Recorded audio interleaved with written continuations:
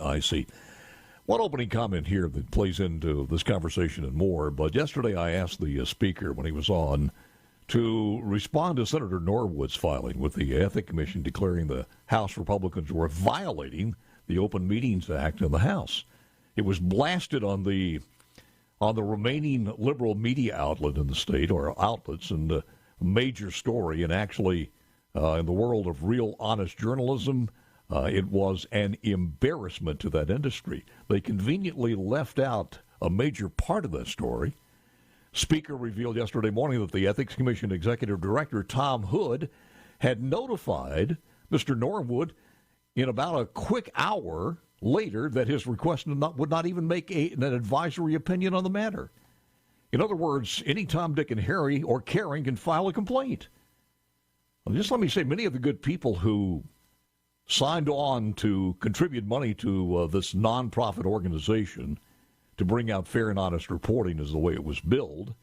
And I think it was a slap in the face to these good people. Smacks of the same type of reporting NBC or MSNBC or CNN or one of the many nonprofits of George Soros, and I think that's a shame, especially when they ask for your hard-earned money during to add to their staff.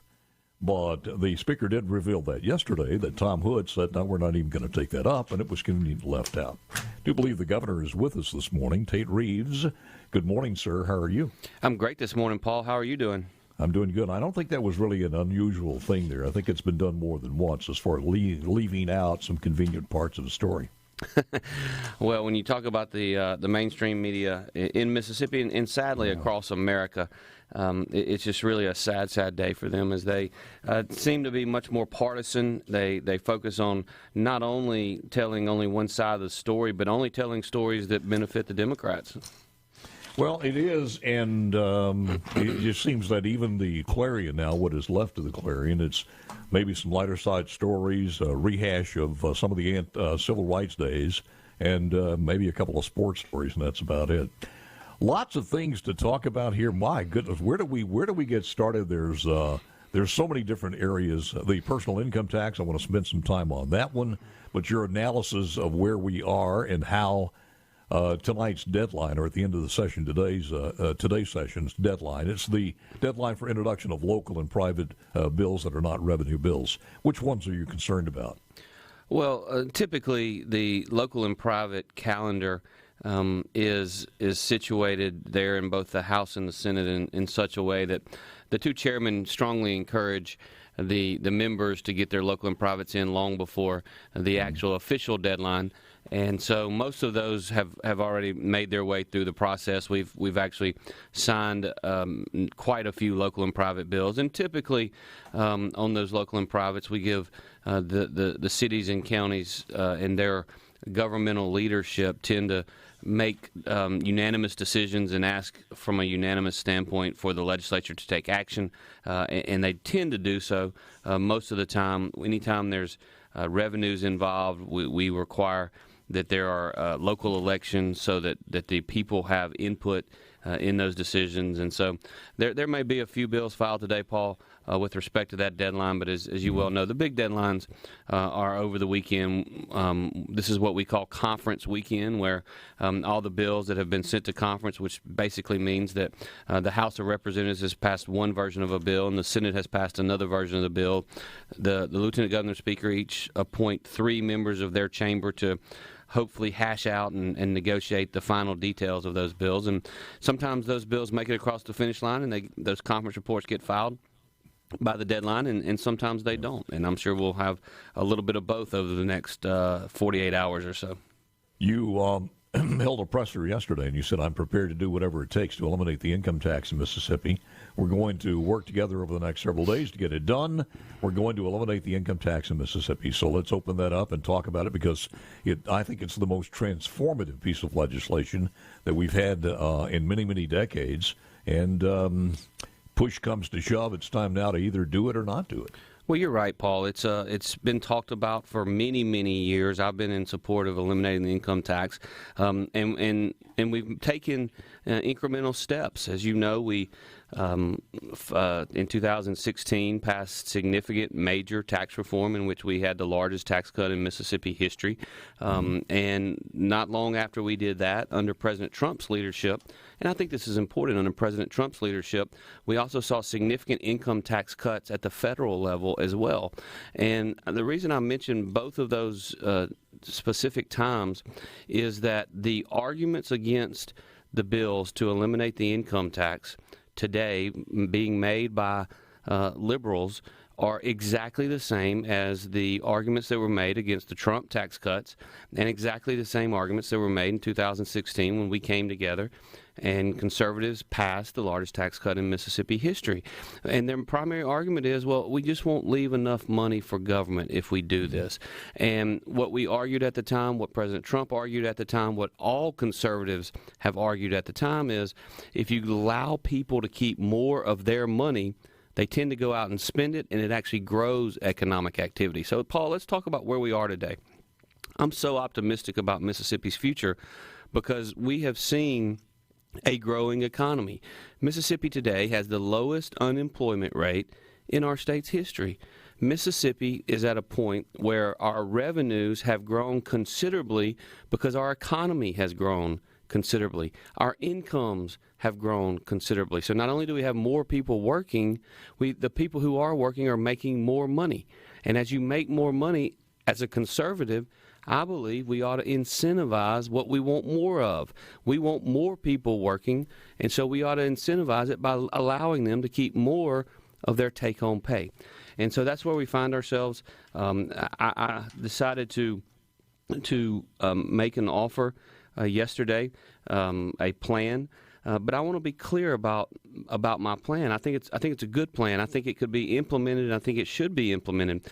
But let's go back to a year ago, well over a year ago. I want to give credit to Speaker Gunn, to Representative Lamar, to Representative White. They filed a bill almost 15 months ago that would have led to the elimination of the income tax. There were certain pieces of that bill that I thought were fantastic. There were a few of the pieces of that bill that I didn't like a whole lot, and I made that clear both privately and publicly.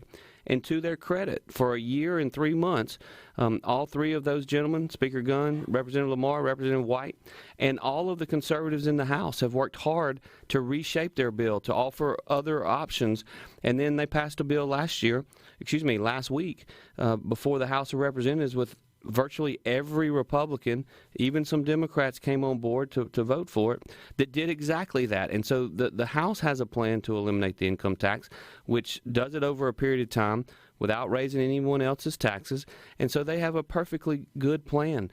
We decided yesterday that under my proposal, we would just simply start reducing the marginal tax rate. So my proposal is in 2023, the next full tax year, that we would immediately reduce the marginal rate from a maximum of 5% to a maximum of 3.5%. And then 7 years thereafter, we would cut it by 0.5% a year, which would eventually get us to zero. It's simple.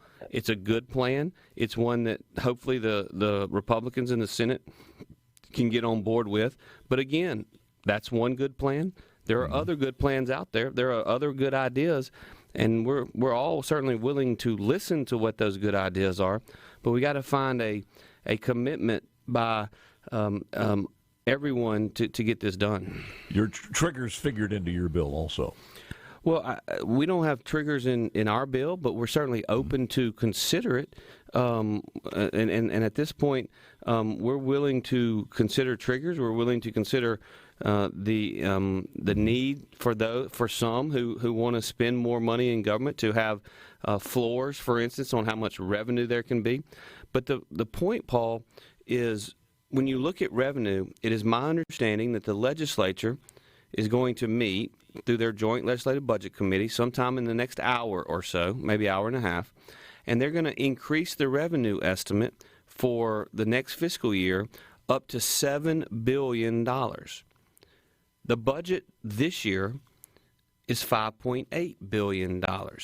And so what I believe is that we ought to take that $1.2 billion delta and give it all back to the taxpayers. Yeah. But under my plan, Paul, I want to be clear. Under my plan, I recognize that there are others who want to spend more money. and that's okay. And so my plan only takes $600 million out the first year, and then goes from there. Let's talk more about this with the governor when we come back. I said to the speaker yesterday, because the speaker in the House, they have negotiated from probably the earliest of eradicating to reach a tax-free status for personal income of about 10 years. The latest plan acquiesces with the Senate almost to 18 years.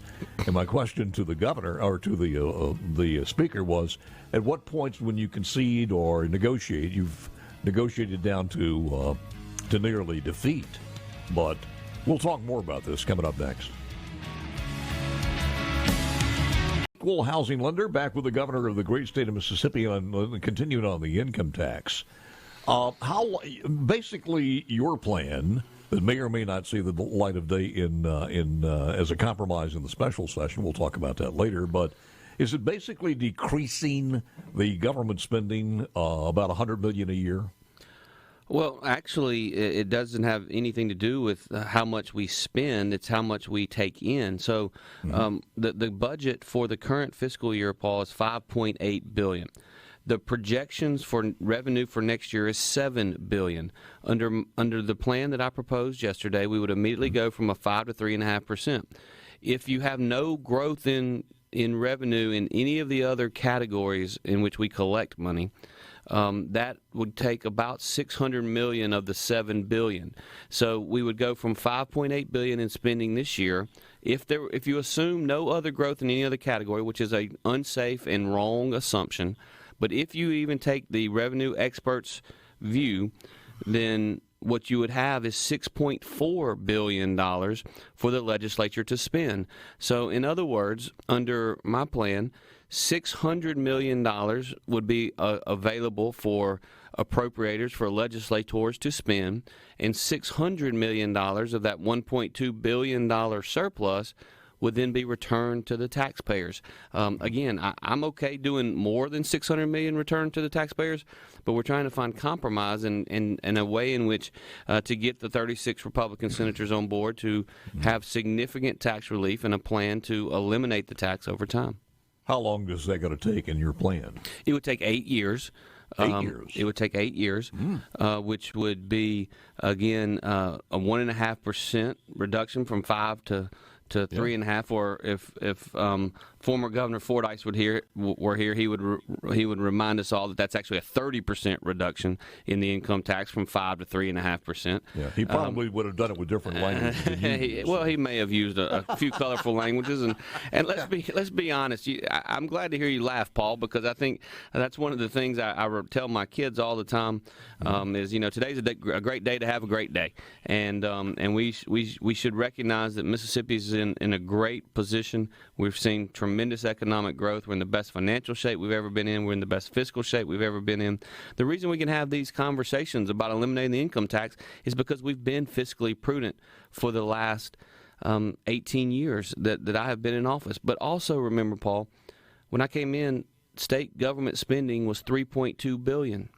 Even with my plan to eliminate the income tax, state government spending will be $6.4 billion approximately next year, double what it was 18 years ago. Government continues to grow, even though we were good and smart and had the largest tax cut. We've been fiscally prudent, but that's the reason we can have these conversations. What are we satisfied with where we are, Paul, or can we do something transformative? Can we be bold and make things even better for our kids and grandkids? And I believe the elimination of the income tax is the one thing that will guarantee true economic success in the future. I mentioned this yesterday, and I said, to me, it's simplified to three things that we have to do. We have to give the taxpayers some relief because they're the ones who are responsible for the $1.2 billion surplus, and will be, because it's tax money. You guys don't go to Washington and pick it off of a tree there. Number two, do it fiscally responsible so we continue our services and we need to supply what needs to be supplied as far as funded. And number three, it is important for us to be competitive long-term in the state of Mississippi as far as economic growth. And I heard a story yesterday from a friend of ours as far as some people in Louisiana, what the impact would be for Louisiana people wanting to move to Mississippi. And because of our school systems in some places in the South and for several other reasons. We've already heard that story as far as the people in Memphis who would probably move into the northern part of the state. But there are three things here that always comes up on the income tax, regardless of whose plan it happens to be. How are the municipalities going to fare, how are school districts going to fare, and how are retirees going to fare? And I do believe all three of those were addressed in even the original House plan. Your comments on that? Yeah, I don't think you'll see any. I think you'll actually see revenues at the municipal level and continue to rise. And the reason is municipalities are funded through property taxes. There's this argument out there that property taxes would go up if we cut the income tax. That's foolish because the state of Mississippi doesn't collect property taxes. The local governments, the cities and the counties collect property taxes. And what we're talking about is taking excess revenue in the state and returning it to the taxpayers. Municipals, the cities will actually do better because their residents will have more money in their pockets. And guess what they're going to do with it? They're going to go out and they're going to spend it. And when they become consumers and they go in the grocery store and they go into other places and spend it, well, then that generates more sales taxes. Those more sales taxes are not only going to lead to more money for the state through revenue growth at the sales tax level, because the cities get a diversion from the sales tax, their revenues are going to go up as well. And so that's a good thing for those who are concerned about municipal services. But you said something earlier that I think is very important to mention, and that is the population trends of our state over the last 10 years. We have basically been flat. We haven't seen significant growth. 2020 and 21, we actually saw net growth in those 2 years, but over a 10-year period, we were basically flat. One of the reasons for that is because if you move to North Mississippi, if you're moving into DeSoto County, we've seen true population growth there, but there is a real benefit to living north of the border because there is no income tax in Tennessee. And you mentioned competitiveness, and that's important because if you look at the 9 states across America that have no income tax, their economic growth numbers tend to exceed that of virtually every other state. You look at Texas and Tennessee and Florida, none of those 3 states, all of which we compete with every single day for economic opportunity for our people, all 3 of them have a competitive advantage because they have no individual income tax. And that's on steroids now because of places of what's going on as far as politics in the blue states of Illinois, New York, California. So it's a perfect time to do that. Just to go back on what you just said, because we have remained flat when you start looking at the census, and then go back to what you just said, the government's almost doubled in cost. So the population that we're serving has doubled in cost in the last 10, 15 years to take care of those. And even school population, more and more money in school, and then the student population has decreased. So it's kind of and I understand inflation's put in there. When you talk about, and it's the one figure that liberals will not ever calculate, is what it means to the communities, like you just said. When you put either $100 million or at some point we were talking about a GDP affected by, some of the economists said on one of these plans, I think it was $300 or $350 million back into the community. That figure is powerful. Oh, it makes a huge difference for local communities. And when you talk about it, it's one thing to do it in one community or another community, but the reason the plan to eliminate the income tax, we use the term bold and transformational, is because you're putting millions and millions and millions of dollars back in every community in Mississippi. Everywhere there are people who work, everywhere there are employees, everywhere there are people who have earnings, then they're going to have more money in their pocket to spend. You mentioned earlier, Paul, regarding retirees. And this is a prime example of why our tax policy in Mississippi is a little bit, it doesn't make a lot of sense, because we believe if you want more of something, you ought to tax it less. Well, right now, retirement income in Mississippi has no income tax. And so if you're a 30-year employee, and I've seen this done, and I've done it for people many times over the last 20 years.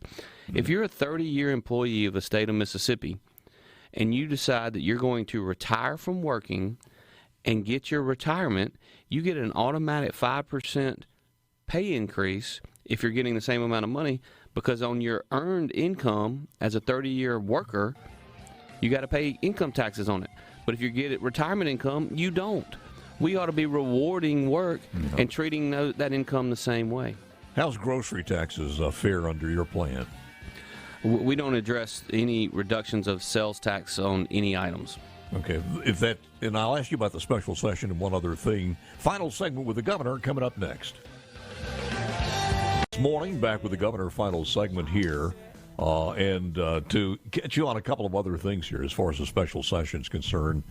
And I noticed you did mention this yesterday, but it's 24 hours ago almost. So is anything changed on that, or do you think that they could come together with some type of decision before the deadline? Well, look, I'm the eternal. That's the end of the session. I'm the eternal optimist. There's an 8 p.m. deadline on Saturday night, so tomorrow night we've got 36 hours. But what's going to happen initially this morning is the budget leaders of the House and the Senate are going to meet here in an hour or so, and I believe that they're going to raise next year's revenue estimate from where it is today to $7 billion. They have $5.8 billion, so that's a $1.2 billion year-over-year increase from the spending amount this year to the amount of money we're going to have available next year. And so, Paul, what I've said repeatedly is I'm not taking anything off the table or any options off the table, because I believe now is the time to be bold. Now is the time to be transformational. Now is the time to say we're in the best shape we've ever been in as a state, but this isn't good enough. We can do even better. And the way to do better is to eliminate the income tax. Now, if I were one of those Republican senators or in the lieutenant governor's office, and I didn't really want to eliminate the income tax necessarily. And by the way, I've had personal conversations with many Republican senators, and without exception, they want to provide significant tax relief, and most of them want to eliminate the income tax in a prudent and responsible way. But I don't think they want to gavel out. I don't know of any of those Republican senators who want to gavel out without providing significant tax relief before this session is over. And I offered an 8-year plan. And look, if they, I'd try to come up with something that would significantly reduce taxes. Maybe took year one of the plan and just immediately cut the income tax from 5 to 3.5%. And while that's not good enough, and we're going to continue this conversation, that would at least be a good faith effort to show that the both chambers of the legislature want to significantly reduce and ultimately eliminate the income tax. Do believe that the lieutenant governor is joining us next week, but has he ever told you that he categorically does not want any type of personal income tax exemption at this time, regardless of which form it's in? Well, I have a long-standing policy of not discussing private conversations, but I think it's fair to say, and I don't think Lieutenant Governor Husman would think that I was violating our privacy, but he has repeatedly and consistently told me that he was for reducing the income tax as late as Thursday night. But I will tell you, Paul, the reality is that when I was growing up, I played basketball. My basketball coach, and it's hard for a governor of Mississippi to say, but my basketball coach would always ask us a question. We would respond and answer, and his response was always, well, I'm from Missouri. I'm from Missouri. And what that meant, Paul, was Missouri is the show-me state. And so it's one thing to say it, it's another thing to do it. And so we need to see substantive action to see significant reductions in the income tax, and I hope we get it done between now and Saturday at 8 p.m.